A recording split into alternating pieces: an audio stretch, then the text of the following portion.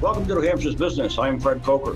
The New Hampshire legislature has been making big decisions the past few months that will affect most of the businesses and their employees in New Hampshire in one way or another.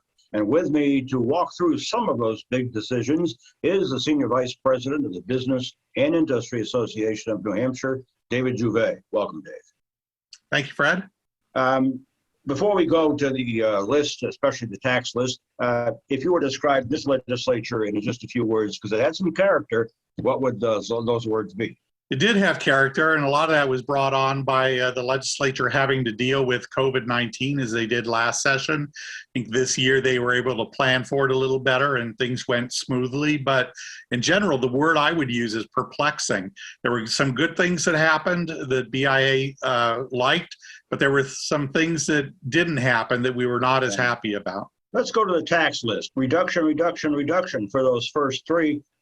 Business profits and business enterprise tax reduction. That is beyond the phase out. That's in addition to what was phased out the last few years, right? That's right. These are new reductions. The business profits tax will go down to 7.6%, and the business enterprise tax will go down to 0.56%.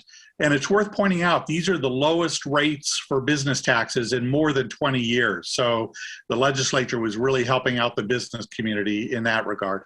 And then the rooms and meals tax reduction, what led to that? I think the governor was interested in making a statement that as we're coming out of the pandemic, New Hampshire is open and welcome for business, especially our travel and tourism industry.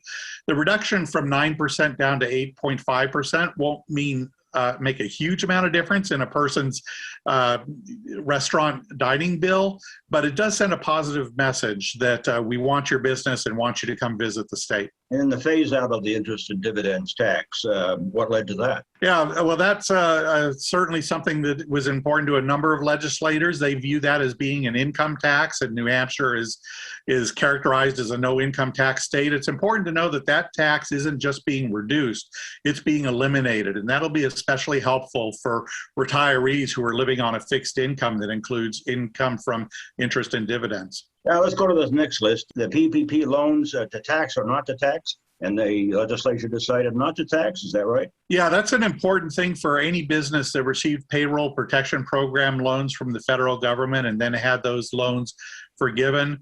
Our state Department of Revenue Administration indicated earlier this year that the money received from those loans would be taxable under our business profits tax. The legislation that passed makes that revenue exempt. So that's good for businesses that receive PPP loans.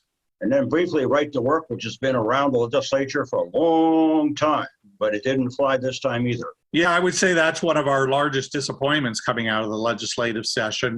BIA is a strong believer that right to work is a good economic development effort for the state. It passed the Senate, it passed the House Labor Committee, but we didn't have the votes we needed to get it through the House when it reached the House floor. And then legal safe harbors, which is the avoiding suit. Yeah, legal safe harbor is another BIA policy initiative. It's designed to protect companies who are doing the right thing during the pandemic by complying with state and federal health and safety guidelines.